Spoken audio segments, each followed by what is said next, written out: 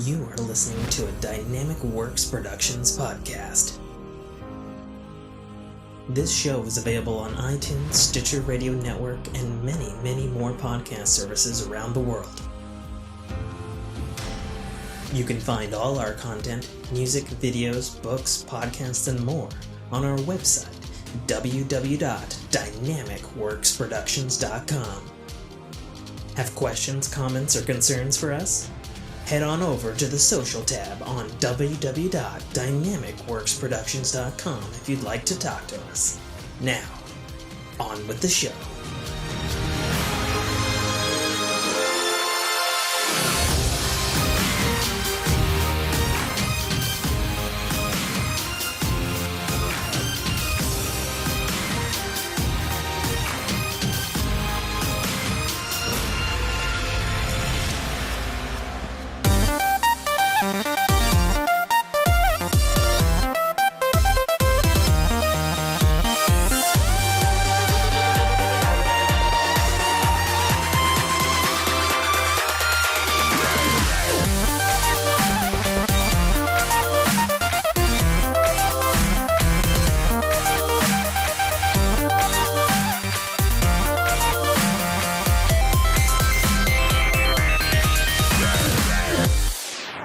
What's going on, everybody? Welcome back to another episode of the Fork in Your Ear podcast. I'm your host, as always, flying solo today, the one, the only, Tim K. Trotter. So I got some things to talk about here, things that I've been wanting to get off onto some of the previous podcasts, but I've had guests, and then I did that spoiler cast with Dame. And if in case you're wondering why I'm flying solo, Dame is busy, and, I think he works nights on the East Coast, and Mike is crazy busy, and, I'm in Brooks in the next room, but he's probably just, lazy. So you get me, good listeners and folks and Fork fam. So, several things I wanted to talk about, but, I had a list, and I'm going to get to that list, but I kind of got thrown in here. I was actually going to record an hour ago, but I was having some coffee and having some gluten-free donuts, and then I saw that we're recording this on Sunday, July 12th, 2020, and I saw that the Ubisoft Forward event was happening, in a few minutes after I was finishing my donuts and coffee, so I decided to pause so that y'all could hear my instant reactions to that. In fact, I've got the live stream running in the background here. There's some Assassin's Creed Valhalla gameplay running right now as I speak. So I don't have a list of the things they went over. There's some Crew 2 stuff, small things, like they announced that I guess they're going to continue support and development on Rainbow Six Siege for another 5 years, because I guess it's having its 5-year anniversary now, which is crazy. So that means that game's going to have a 10-year life cycle, and I know they're undergoing a lot of engine improvements and quality of life changes, since they're going to support that on next-gen consoles, as well as working on true crossplay in the future. So that's cool. I guess. I play that game regularly with my PSN friends. Good game. I would recommend anyone getting that if they're into Tom Clancy, Rainbow Six, or competitive, realistic-ish tactical shooters. That's just as much about good shooting as it is about gadgetry and knowing and intel. So that was a thing that they announced. They showed a lot of Watch Dogs Legion gameplay, and Watch Dogs has been an odd franchise for me, because I remember getting it on my PS4 as a bright new shiny thing, and it was kind of their GTA meets person of interest meets kind of tech thing that I guess may also exist in the Assassin's Creed universe, but whatever. I remember enjoying the first game. I don't think I ever beat it. I remember some things were pretty clunky, but I remember it had a lot of really cool tech things that you could do. Like it had a multiplayer thing where you could play locally with an iPad and stuff, and I remember having fun with that. And I purposely skipped out on Watch Dogs 2 because Watch Dogs 2 took place in San Francisco. And at the time when they announced it, I'd just come back from a horrible trip to San Francisco, and I was like, I have no desire to go visit San Francisco, even in a virtual one, where you could like kill people and steal cars. Like, while that's appealing, it's like, yeah, I don't want to visit. I don't want to visit San Francisco in that regard. So Watch Dogs 3, which I guess is just called Watch Dogs Legion. They dropped the numbering. Is being handled by Ubisoft Toronto, which I believe, don't quote me on this, is a different Ubisoft team. And it looks a bit zanier. It kind of reminds me a little bit, actually, of the Saints Row franchise in terms of it's going a bit zanier, but it also looks kind of realistic. And they were showing you can basically just walk down the street and hack into a phone of a character, but then you can also be that character. You can be any NPC in the game. And then I guess any NPC you pick up has like their own, I don't know whether it's randomized or they actually filled the digital London streets with that many different things. I wouldn't put it past it since it's Ubisoft and they have huge teams.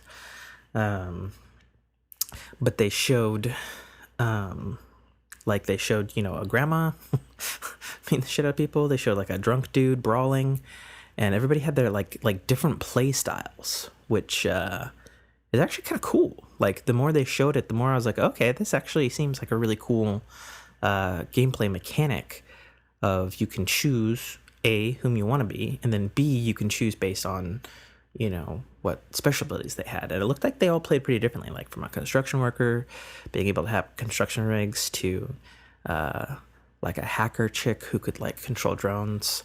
But the one that looked most impressive to me was there's like this assassin dude, and he played like totally differently, at least it looked like, than the other characters, and just like hella John Wick like. And I was like, ooh, go on. And he was just like murking fools. And then I was like, okay, all right. Watch Dogs Legion, you've got my attention. And then it also takes place in London, which, I've never been to London, but I always thought that was a cool area to have games set in ever since GTA London and the PS2 game The Getaway. Always seemed really cool.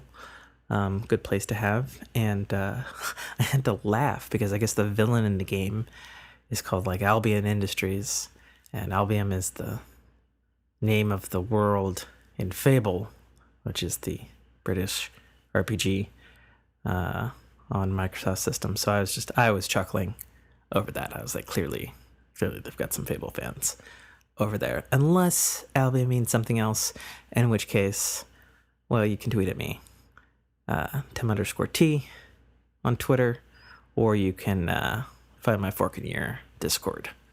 Probably can't be that hard, since you could probably find it on Twitter as well. So they showed Watch Dogs Legions, or Legion? Legion. I think it's singular. It looks pretty impressive.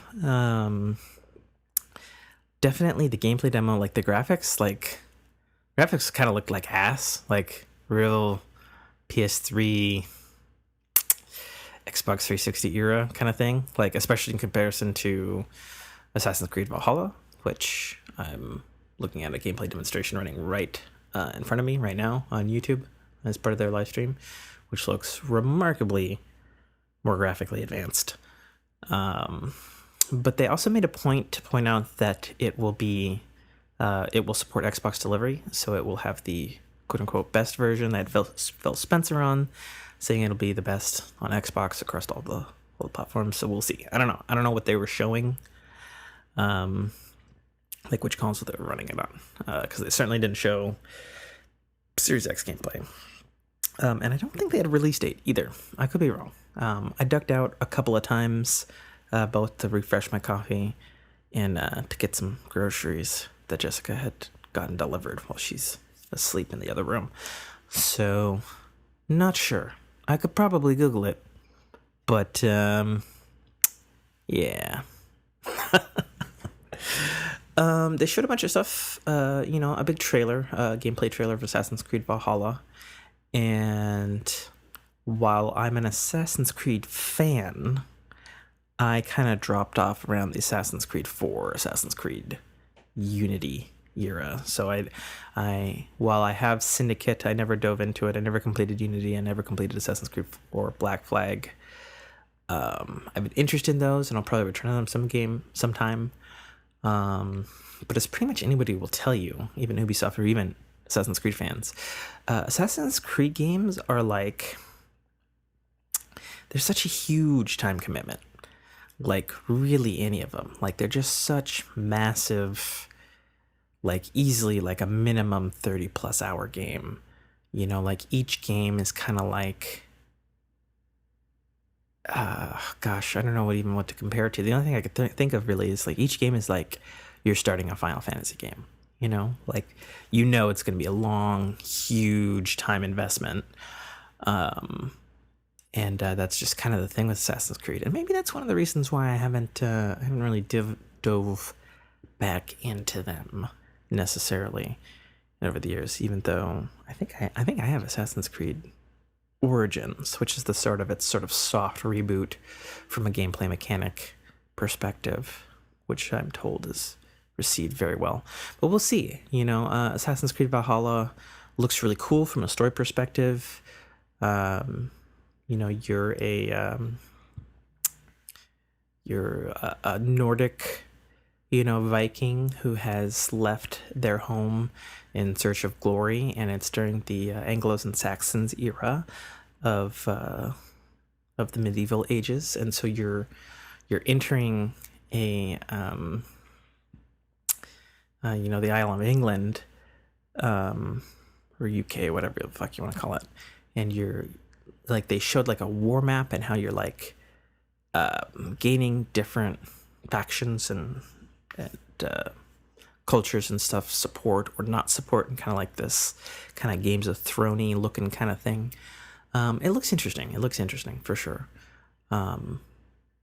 Yeah. So they also showed a weird, at least I thought it was weird, because in the presentation they showed this like CGI trailer and showed literally no gameplay, which perplexed me, of Tom Clancy's Elite Squad. It looks to be a iOS and Android game. And I actually Googled this while I was watching the presentation, and there's a bunch of stuff actually on the App Store and on their webpage, and it looks to be kind of like a top-down hero RPG, which you kind of see a lot of on iOS and Android. I know myself, I have a DC one, I have a Star Wars one, I have a Marvel one, and they're basically just, you have a collection of heroes from across, different universes and stuff, and you have like turn-based JRPG stuff. That's what it kind of looked like to me. I was hoping it would be a little bit more tactical, given the fact that it's Ubisoft Tom Clancy. But they had like a little CGI trailer, and they had like a bunch of like Rainbow Six characters, and then they, had Sam Fisher, but it was done in kind of like, I hate to be saying this, but this kind of like Fortnite art style, which is fine for mobile. It's just annoying that there's so many games that are taking this kind of cartoony look to it that have like no visual identity. Like it's one thing, like a good example of this actually is I think Fortnite has its own art style. That's fine. Everybody's copying it. Whatever. It's the biggest thing in gaming right now. But if you compare that to Sea of Thieves, which is, they're both running Unreal Engine 4, Sea of Thieves has a unique art style in that they have these highly exaggerated kind of Pixar characters against realistic looking environments, which is kind of a very Pixar thing too, if you think about it. Versus Fortnite, which is just kind of that, I don't even know what to call it, like that kind of cartoony, Overwatchy, I don't know, art style, I guess. And speaking of the same thing of that, I'm looking on the screen here, and I actually missed this presentation, but I guess there's another battle royale game called Hyperscape that I guess it's open beta is out now on PC and Stadia, which I guess reminds me that I could probably take a look at it since I have Stadia and not a good gaming PC. I have to borrow a girlfriend's laptop again. But yeah, it looks swapping gears here. Hyperscape. I don't know. It looks like a battle royale in the vein of. Actually, it looks. I'm just watching it now. It looks more like. Looks like it's maybe a little bit more of an arena shooter take, mixed with more of the oh my god, it's in the Titanfall universe, the fucking Apex Legends. But it looks like it's got like wacky guns. Well, not like wacky, but like interesting guns. And but it's, you know, the characters have that kind of Fortnite art style, I guess. Obviously it's a little bit more French looking. I believe it's one of the Ubisoft's French teams. But it does look very twitchy. So can't really speak to it. Not really sure what its deal is, other than it's like, okay, well, Ubisoft's getting into the battle royale type shit, which is all the rage these days, which is fine. You know, I'm personally of the opinion, like, I feel Fortnite and Apex Legends were flukes in the battle royale genre. Don't at me because I've never played PUBG. I know they kind of instigated a lot of this, but you know, I'm of the opinion that Fortnite and Apex are like the examples of good battle royale games as a standalone, and all the other battle royale games should be a game mode within an established franchise, like as part of the package. That's one thing that I actually respected about Call of Duty's Warzone, because even though I did not purchase Call of Duty Warzone, that component was free, and they were like trying to get me into the game. From that perspective, that it's part of that whole package, you know, even though it's free, I think that is a much better route to take for a battle royale, and something that I would assume, if it does happen, because it kind of seems like it should, again, it also kind of seems like a no-brainer, that probably Halo Infinite will have a free-to-play battle royale mode. I think the difference being with Halo specifically, and I think that's one of the reasons why Apex Legends worked, is like within those universes, like it's already set up, story established, that like soldiers drop in from space in drop pods.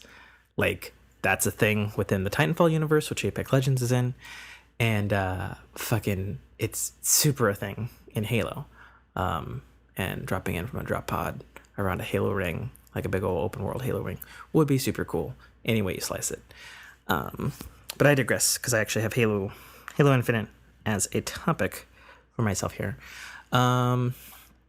The other thing of note, which was a big thing because it leaked earlier this week, was I think it was a CGI trailer. If it wasn't a CGI trailer, it looked hella fucking real and hella fucking interesting, but I assume CGI trailer. I didn't see a thing at the top that said gameplay or not actual gameplay, which they actually had on the other trailers in the Ubisoft Forward, specifically Watch Dogs Legion. They started off with this CGI trailer done by some famous film director or something, and they were like, not actual gameplay, and here's the gameplay, and they had it at the top of the screen. They did not have that for Far Cry 6 at all, but it looks fascinating. It looks like, so the big thing with this, and I'm going to butcher his name, I'm actually going to look it up because I don't know how to even say Far Cry 6. That's cool. It doesn't have anything in the goddamn, so now I gotta look it up in Better Call Saul. So the big thing with Far Cry 6 is that it's going back to tropical, looks Hispanic based. Hard to say, probably a fictional country again. Same as how there's like a fictional town in the Montana thing in the US one and the previous Far Cries that they've done so far. But the big thing is that there is a famous actor for playing Gus Fring in Breaking Bad, as well as he's actually the big bad in Disney Plus's The Mandalorian, and Giancarlo Esposito. That's how I'm going with it. You can tell me I'm wrong for pronouncing it another day. He's the lead, apparently. He had top billing in both the trailer, and he's El Presidente, but he like gives his son like a grenade and is like, you're gonna be El Presidente one day, and like, and he's like looking out on the top of his like palace at like riots in the streets and stuff like that, and he's like, you have to have a firm grip around the people. The only time it's fearful is if you let go. And it was really cool, really powerful. He's an amazing actor, and I have no doubt he will elevate any script, bad or good, that Far Cry 6 is going to lay down.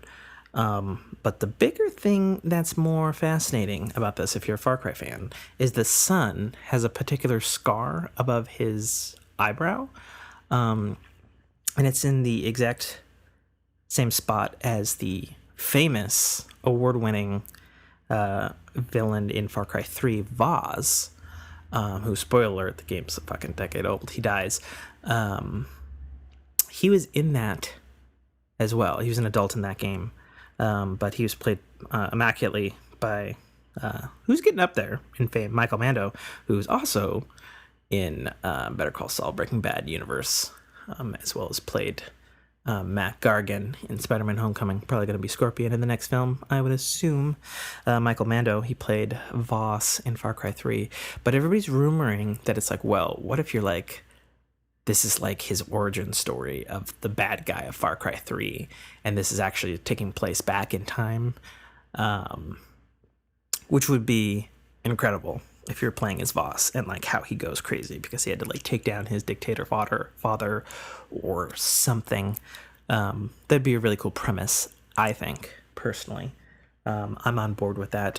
But sadly, Ubisoft Forward didn't have anything about no Splinter Cell announcements other than Sam Fisher's in this Splinter Cell, or this Tom Clancy mobile game that's got a bunch of Splinter Cell god damn it, a bunch of other Tom Clancy franchise heroes in it, like Rainbow Six, Division, Splinter Cell, etc., Ghost Recon, that sort of thing.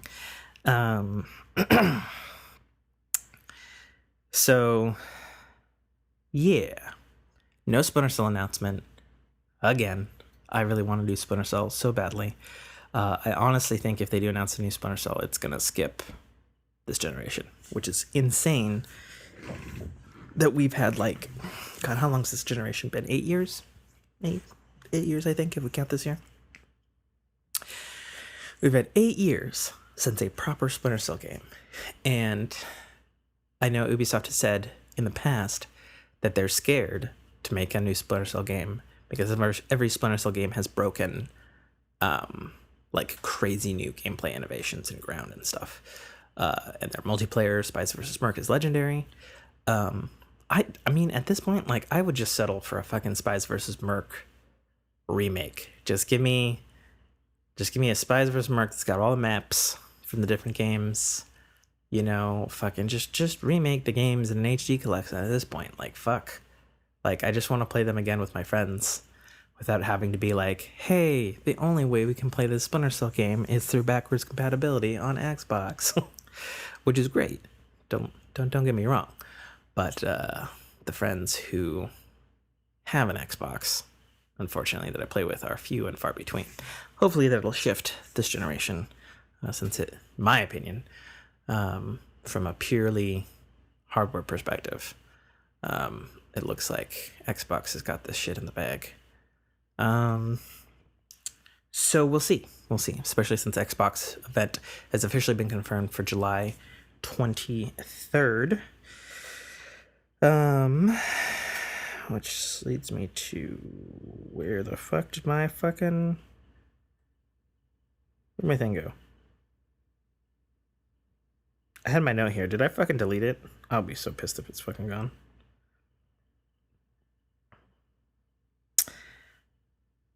Yo, where did my note go? I had it here. I had fucking 11 things written down. Are you fucking kidding me? Did I fucking accidentally touch it and recently deleted? Oh, I did actually delete it. Hoo-hoo. Okay, how do I undelete this? I actually don't know how to do that. How do I undelete? Dots? Select notes? Move? Okay, move. So I gotta move it back. God damn me. God damn me.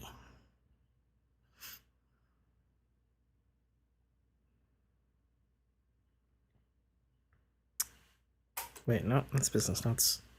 This is fucking dumb. I'm fucking struggling to find a note. Okay, so... Okay, so next here... Well, and maybe I should talk about this first since I was talking about Ubisoft. So I'm actually going to skip to topic 3 here. So cancel culture. Cancel culture is insane. Some of it would seem to have some merit because there are apparently a lot more dirtbags out there than you would think. But I specifically wanted to touch on cancel culture because A, there was this Ubisoft thing, and like 5 major Ubisoft executives like just got straight let go this week. Like the director of Assassin's Creed Valhalla got let go. There's this dude, I forget his name, but he was responsible for like greenlighting or canceling all Ubisoft projects for like the last decade. He just got let go. Yves Guillemot, the president of Ubisoft, was just like, hey, we're going to do better about this. And I'm personally going to take responsibility and I'm going to fix it. Which is great because, in my opinion, Yves Guillemot is a fucking OG player of the highest caliber. Straight shooter. May he run Ubisoft forever. Because man knows games. Man knows how to, like... I don't know, placate's probably the wrong word, but like speak to the fans. You know, like you listen to any interview and he's like straight shooter. In fact, that's where that Splinter Cell information comes from. Where it's like, oh, why hasn't there been a Splinter Cell? And he's like, honestly, all the teams are really scared because we've won so many awards and there's such a, like, it is such a prestige game, even within Ubisoft. And I'm like, damn, that's, I mean, at least he's upfront about it, you know? So... Like, it's crazy. So, I believe 4 of the accounts, don't quote me on this, at Ubisoft were about sexual harassments. Specifically, the dude who has stepped down as director of Assassin's Creed Valhalla, even though it's out in like a few months. He got cancel cultured because I guess he cheated on his wife and it got made public. Now, I'm of the opinion that sexual harassment in, you know, these studios and stuff like this that you're hearing about all the fucking time is super wrong. However, while cheating on your wife is a horrible offense, I don't think it is a cancel culture criminal offense, you know? And I guess it was his decision to step down, so, you know, not pointing any fingers or anything like that, but like, yeah, I mean... Yes, that makes you a shitty person, you know, but it's not the same thing as like, oh, I molested this person or I sexually harassed this person. And I'm not making light of cheating on your wife. I'm just saying, excuse me. Oh, Jesus, that's a huge line. We're recording live into the digital editor since I'm not on Skype and I can see that. And that is horrible. I'm totally not going to edit that. I'm not gonna fucking edit that because I'm just gonna push this out as is because Jessica's going to be up in a mere 20 minutes, which is about how much longer I'll talk, honestly. It's a lot of talking. In fact, my voice is actually getting drier as we speak, so I'm just gonna sit over here and I'm gonna take a sip of this. I'm not gonna lie, it's not great. It's it's the last like dregs of coffee in this coffee mug, and I put this leftover Coke in it. You know, don't judge me. Coke and coffee do go together. Ask anybody in Hawaii. I don't do it often. I just did it because like it's what I had in the fridge. The bottle was already open. I sense judgment. It's okay.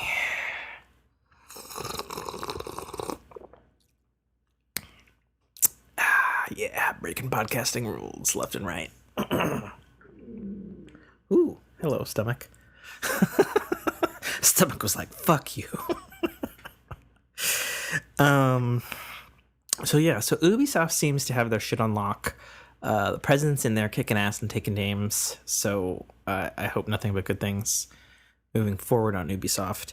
But something that affects me a little bit more personally is, and people may have heard about this, but cancel culture has gotten hold of the video game fighting tournament company event. I don't even know what you want to call it. Called Evo, and the president of Evo and no less than 50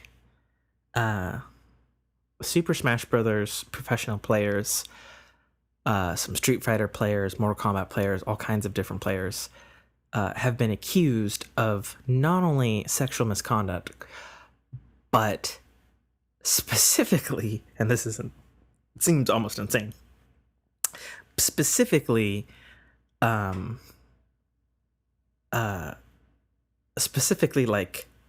a sexual child predator ring, which is insane. But it's a thing. You can look it up. But the reason I say it affects me a little bit more personally is because it has destroyed a personal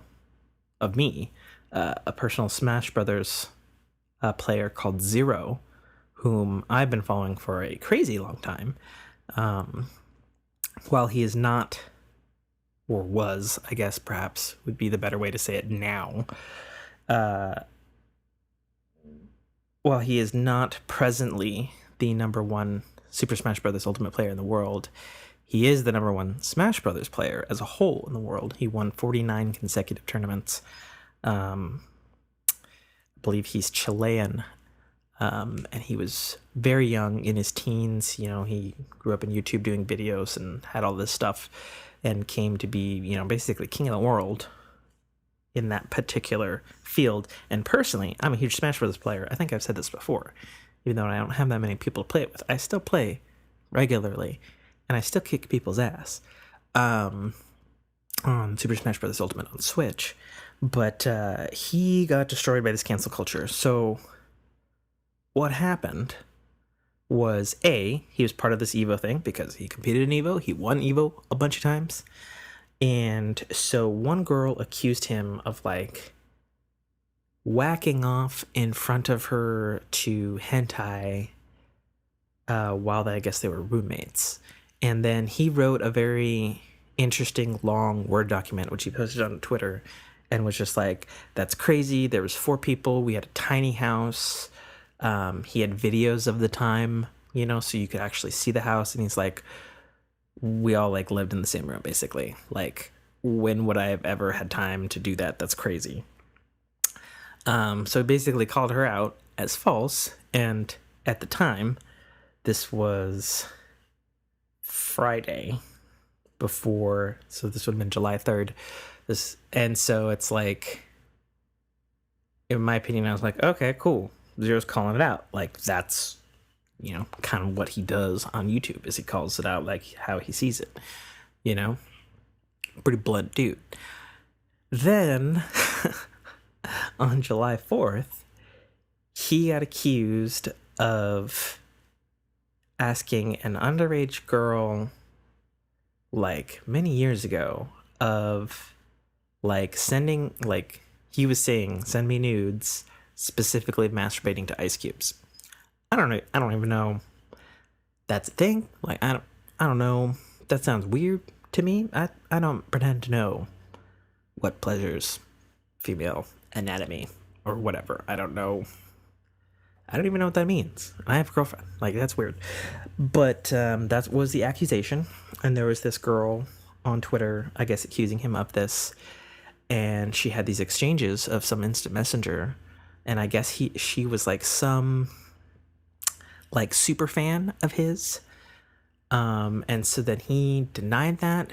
But then like a few hours later, he was like, I have to come clean. I totally asked her of this. And I'm a horrible fucking shitty person. And I'm taking down my YouTube, taking down my Twitter, I'm taking down my sponsorships, like all those things. Like I'm canceling myself. And I'm sitting there going like, what the fuck is happening in Evo and fighting rings and all this stuff? And this dude's younger than I am. And I'm just like, what the fuck is happening to everything that is getting canceled? Like, it is crazy.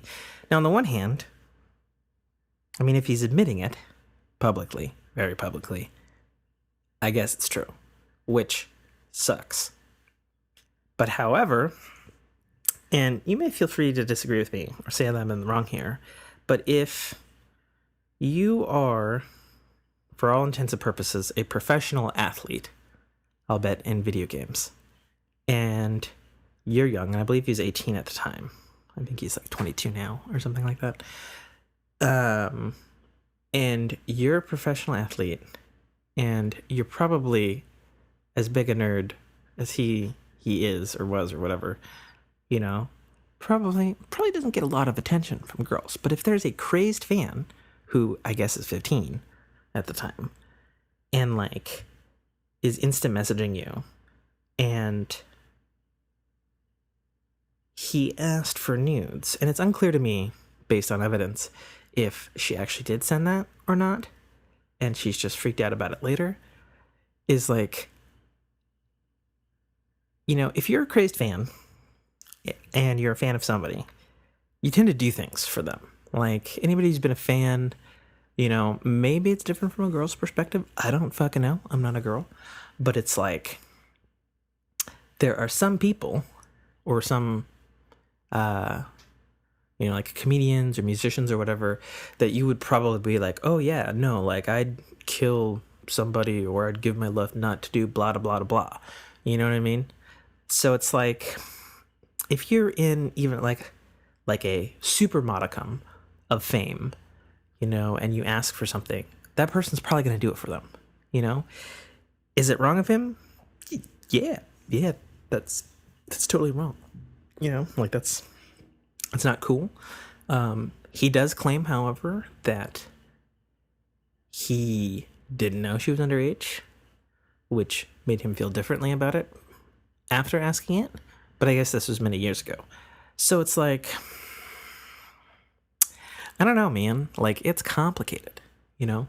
Because on the one hand, and I want to be clear so far, obviously, Zero is not being accused of molestation or rape or anything. He's just being accused of asking an underage girl to masturbate with ice cubes, which is wrong. I don't think it's a crime. And if he's Chilean, I don't pretend to know the laws or jurisdictional things of Chilean law. So I don't know. Like, personally, he obviously feels bad about it if he's completely canceling his entire career, which is this thing. Like, it's frustrating to me as, I don't know, what do you call, let's see, I'm 32 now. Am I middle-aged now? Good God. Is that what that is? Or do you have to be 40 to be middle-aged? Okay, you know what? Actually, I'm gonna Google that one, because I don't, what's middle-aged? Okay, middle-aged is a person 45 to 65. Okay, I'm not middle-aged. I'm pre-middle-aged. Okay, I'm pre-middle-aged. Let's go with that. I'm of the opinion, having made huge mistakes myself, that people can change, you know? Like, people can change. Like, when you're 18, you do stupid shit. Maybe that's rape, and you should probably atone for it. But if it's just like some weird shit just a girl for, you know? Like, it's not the fucking end of the world. You know what I mean? And it's my opinion that this cancel culture, which this topic is about, has gotten just fucking vitriolically insane. You know, like another thing that is just seems insane to me, you know? And that's coming from, you know, a 32-year-old white person's perspective. Is like, so Disney put their foot down on the animated shows that they now possess, Simpsons and Family Guy and that sort of stuff, and said that no like white person or whatever can voice a person of color, and only people of color in animated form may be voiced by people of color.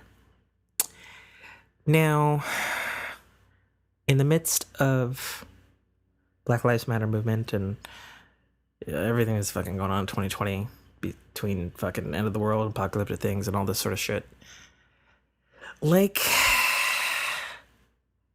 I hate it because I hate it for several reasons. One, because it just seems dumb to me. It seems to me, from a logical perspective, that you would just hire whomever is the right person for the job and just ignore, like, whether they're colored or not. Like, does it matter? Does it really matter? Because there are like a ton of examples where there are both people of color and white people voicing vice versa.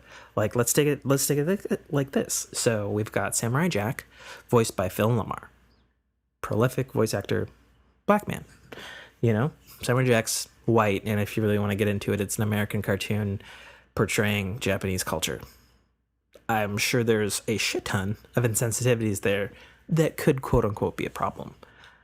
But whatever, I guess, right? Counterpoint to that is you have, in Uncharted 4, you have, oh my god, I'm forgetting her name. God damn it. I am bad at stuff. See, this is why I do shows with people besides me, because then I'm not here just kind of flapping my lips while I'm typing in IMDb stuff. Okay, so Laura Bailey, who's a famous voice actress, she's done a bunch of shit, but she's white, and she portrayed a black woman who was the villain in Uncharted 4, and she caught some shit for it, you know? Okay, fine.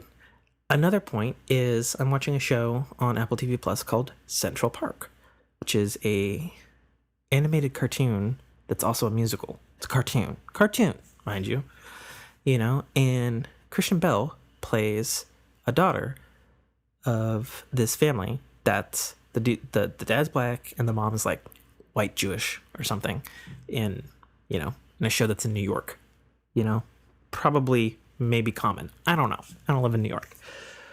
But like, she stepped down from the role because she was like, oh, I'm like utilizing my white privilege. And I'm just like, how? Like, so let me get this straight. So the show is executive produced by Josh Gad. White dude, worked with her obviously on the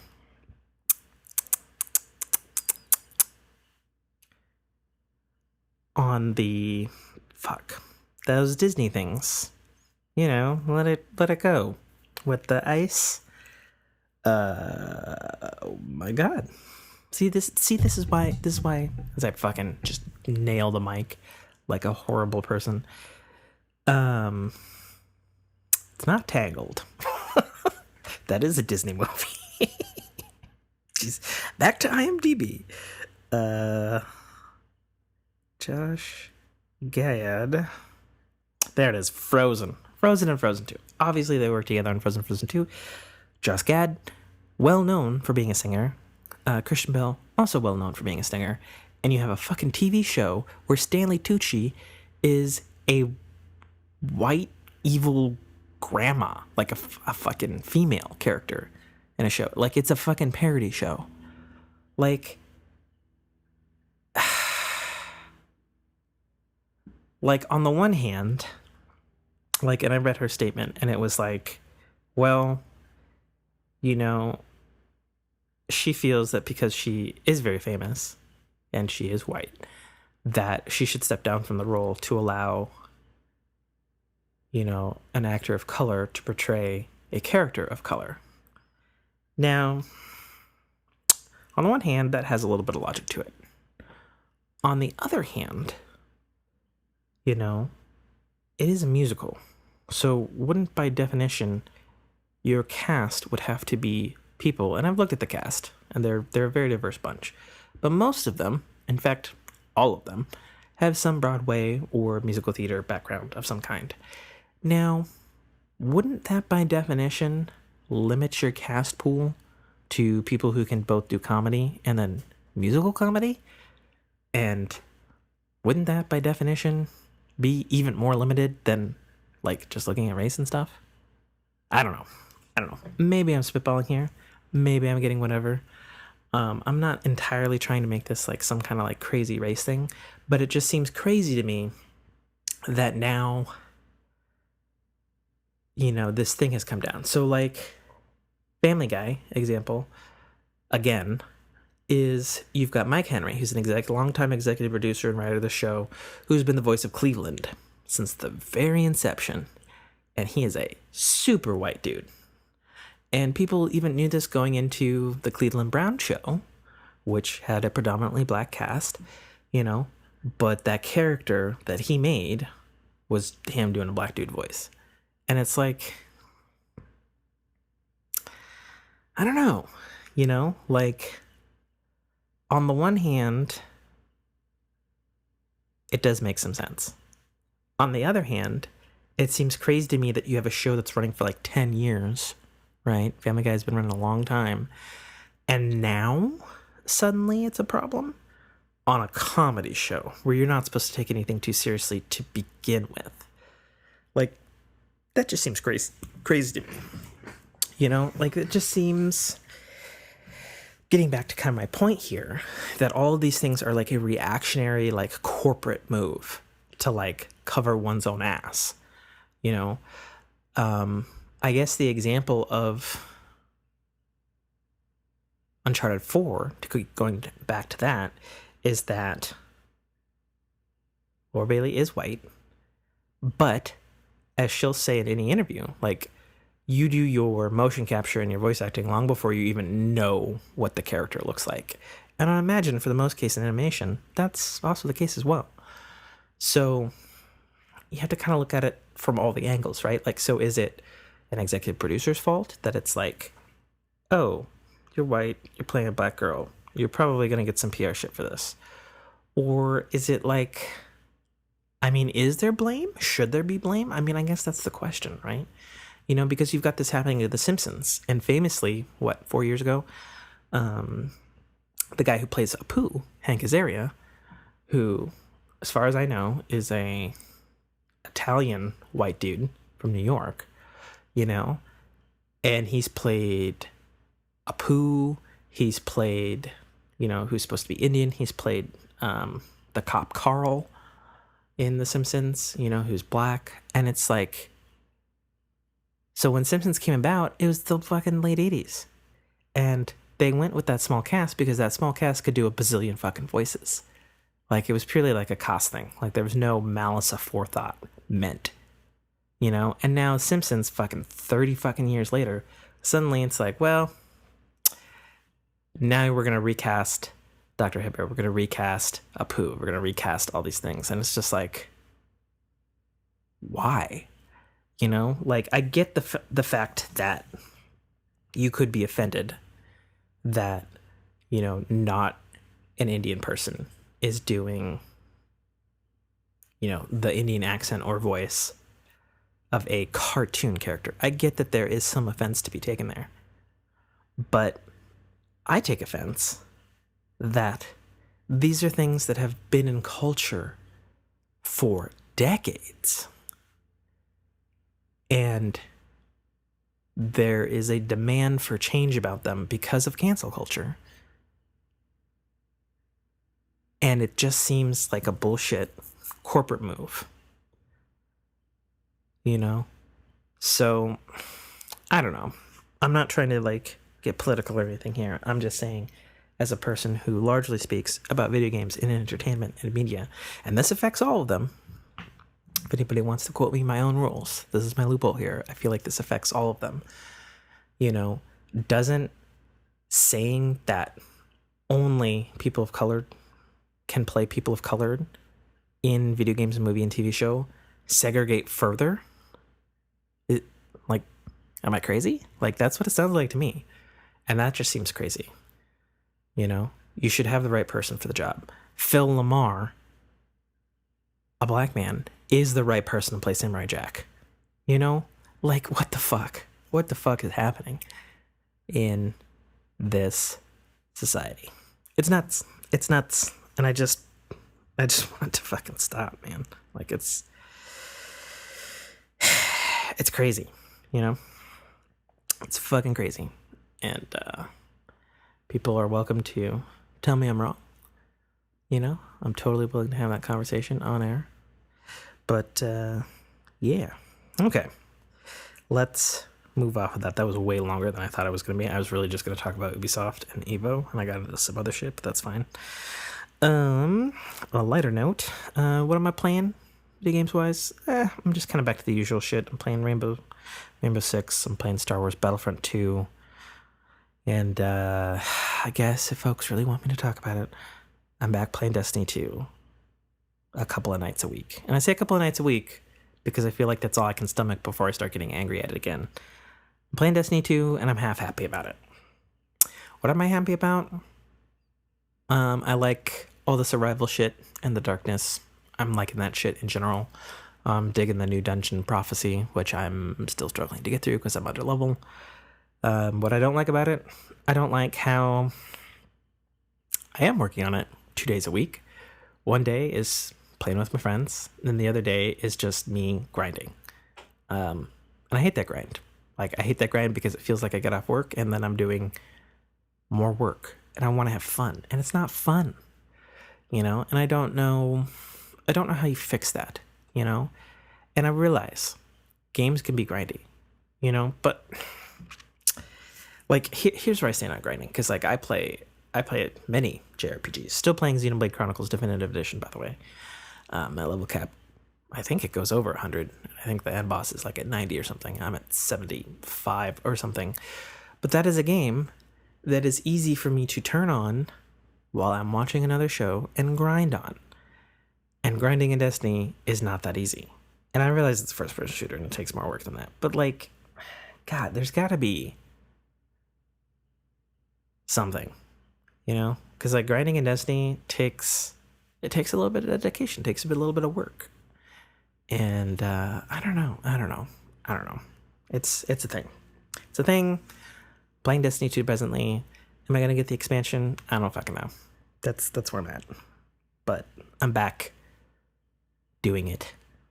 PvP is still terrible. Yep. That's the sum of it. So it was announced this week, very strangely, by whoever the guy who is the president of the Disney music and record label division, that Tron 3 has been greenlit. And maybe this is why he had the announcement to begin with, and that they've signed Daft Punk again, which is amazing news, in my opinion. And that Tron 3 is greenlit, and it's greenlit because Disney Plus makes it possible, so it's probably going to be a Disney Plus movie. But that also, they're pursuing Jared Leto, you know, Suicide Squad Joker, and going to be the fucking Morbius vampire as the lead. Now, those who know me know Tron is life for me. I love Tron. I will defend Tron. I will even defend the Tron Evolution video game. Tron is great. I really want Tron 3. And I'm super happy Daft Punk is back, because that album was transcendent and changed a lot of shit in music moving forward, because a lot of people emulated it. In fact, I think they won a Grammy for it, if I'm not mistaken, because it was so inventive. Yeah. Yep. That's what's up with that. However, few bits that make me bothered. One, I don't want fucking Jared Leto anywhere near my fucking Tron franchise. Like, the only scenario where Jared Leto would be okay in the Tron franchise is if he was some sort of fucking malicious cancel culture fucking virus character that gets killed and is like the bad guy in Tron 3. That's the only scenario where I don't want him being a good guy. I'm sorry. I don't know. I mean, I'm welcome to be proven wrong because I'm gonna see it no matter what. It's Tron. Like, if Tron is in the title, I'm gonna see it. I'm gonna buy it. I'm a horrible person, maybe, but the same could be said for if you're a diehard Star Wars or Star Trek fan. If it's got the label on it, you're gonna fucking buy it. There's fucking Star Wars lettuce. Jessica buys that shit. That's true. Actually bought Star Wars lettuce, and I'm just like, this is just lettuce with fucking Kylo Ren on it. And she's like, so it's Disney, and I'm just like, ugh. Okay. So anyway, dear God, I want Tron 3 to be good and immaculate and amazing. One other note that's possibly bad about that is Bruce Boxleitner, who plays Tron, the title character, of course, who got short shrift on Tron Legacy, has said famously after they canned Tron 3, which was in pre-production the first time, that he was fucking done with Disney. So, I don't know. I hope they mend that bridge. Because a Tron without Tron is fucking dumb. There, I said it. Until you reboot the franchise with new actors. That's it. That's all I gotta say on that. I'm trying to push through the last bits here to try to give you guys a fully rounded podcast because Jessica is up and she has texted me. So speaking of that, Jessica has been laughing at me lately because I've been yelling at the YouTube that I watch on my big screen over various tech things lately. My most specific one was, so there's this thing, so those who may or may not know, but Wi-Fi is divided up into spectrums that they have dubbed like Wi-Fi A, B, C, all the way through GN. Most people have AC, which is really good. And then the new spectrum is called Wi-Fi AX, which the Wi-Fi consortium smartly renamed Wi-Fi 6. And then this week I heard, this is why I laugh, because it's not as silly now that I discovered what it is. There's also a thing coming at the end of the year called Wi-Fi 6E. And I went, what the fuck, Wi-Fi consortium? Why are you fucking with your naming convention that you finally retcon to being easy enough for normal people who are not nerds like me to understand? But I looked into it and actually I'm fine with it. Okay, fine. Fine, Wi-Fi 6E, you're good. I would like you in my home. For those who don't know, Wi-Fi 6 or Wi-Fi AC generally has two bands in your Wi-Fi router or your internet modem for your Wi-Fi needs. You have a 2.8 gigahertz band and you have a 5 gigahertz band. And basically what that means is you basically have two separate channels that are emitting out at the same time. Think of them like lanes in a road. You got two roads, you got two streets of Wi-Fi. 2.8 is obviously slower than 5 gigahertz. So what Wi-Fi 6E is you will have three lanes, essentially, of Wi-Fi traffic. You'll have a 2.8, you'll have a 5 gigahertz, and then you'll have a new 9 gigahertz band, which should be great for penetrating in shittily constructed houses or brick and that stuff, because it's more powerful, right? It's higher frequency, you get more penetrating power. That's how that works. I'm not a scientist. Don't quote me on that.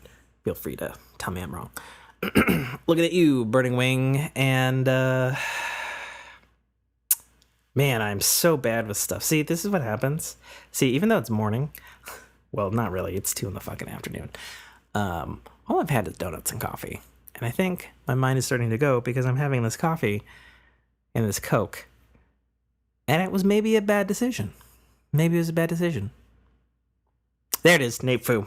It came to me. Ha ha! This is a fucking fantastic show. This is what this is. This is great.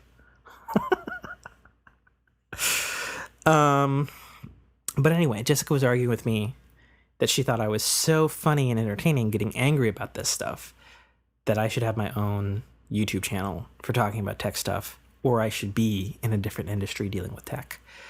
I argued against that from two standpoints. A, I already have a job and I own part of it, so I'm kind of invested, you know? And then B, I fucking hate video editing.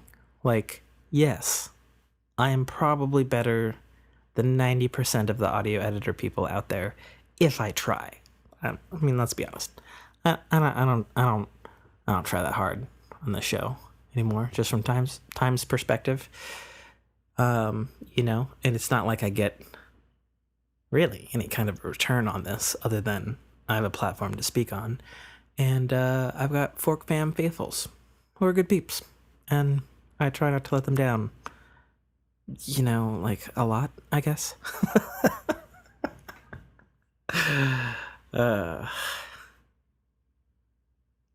I feel crazy right now. I'm just saying right now. like just talking in a single mic on my own. Like, it just feels like a little loony, you know? Like it just does. So I don't know. What do you think, Fork Fam? Feel free to tweet at me or whatever. There are several more things on here, but I'm going to save that for another podcast because Jessica is up. I don't get that much time with her now that she's working nights at Amazon. I don't know if I was supposed to tell you she was working at Amazon, but she is. Don't get her in trouble or you're a fucking terrible person. Yeah. I mean, that's some things, you know? So, you know, there's a show. There's something for you to listen to for whatever this timestamp is. There's a bunch of recording errors in the beginning, so I'll throw those in the outtakes. But yeah, that's the show. If you can call it that. Yeah, there's the grumble from drinking Coke and coffee. Like a Hawaiian savage. Meaning, no disrespect. I'm just saying that it's savage because of what it's doing to my gut, probably. That's probably what that noise is. That it looks to me, at least on the waveform over here on the monitor, that's what's going on there. So, you know, without further ado, it's me, it's Tim. Buy my book, The Citadel Arrival. I tell you guys to do that. I don't know if any of you have. Certainly the sales numbers would say nobody buys it. Because I don't have a Patreon or Kickstarter. And some people have told me I should. Maybe I should. I don't know. We'll see. Catch you kids later. Tim out. Oh, get forked. Yeah, that thing. There you go. Thank you for listening to a Dynamic Works production podcast. You can find our podcast at www.dynamicworksproductions.com. Feel free to email us at dynamicworks@mac.com.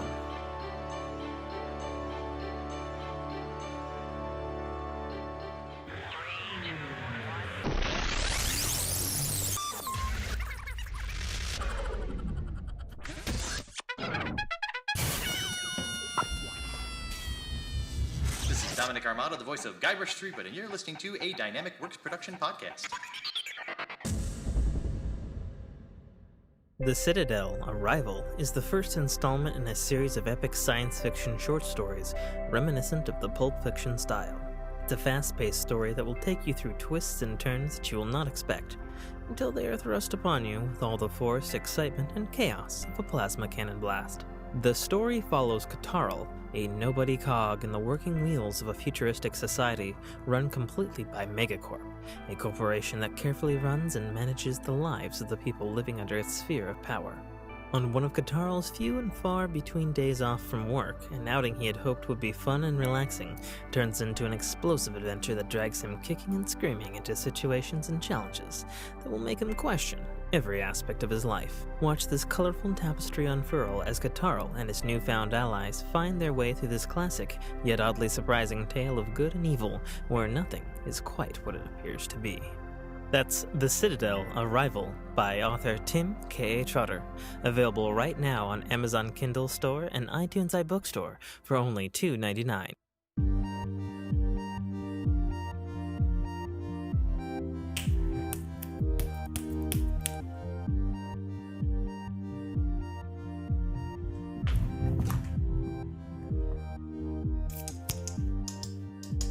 Okay, there we go.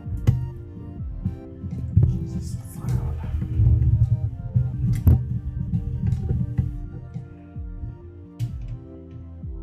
okay, we're gonna be trying to record like this.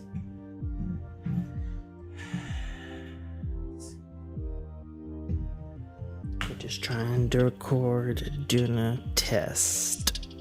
That sounds echoey because I have the monitor on.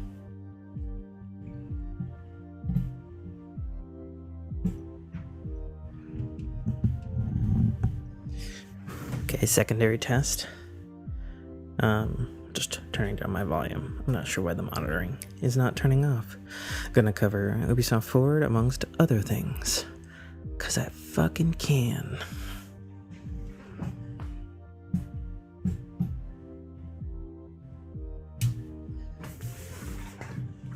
Alright.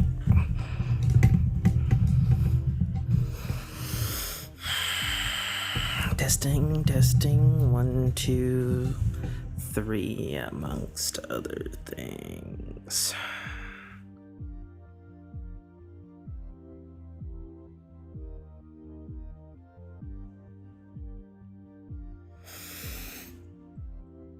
Okay, whatever. I'll just fucking wing it.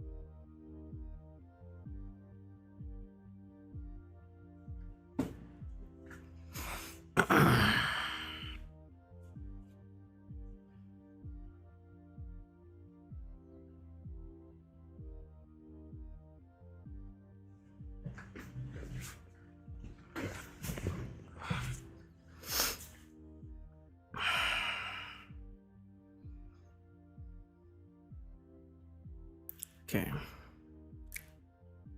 Let's just do it and get into it.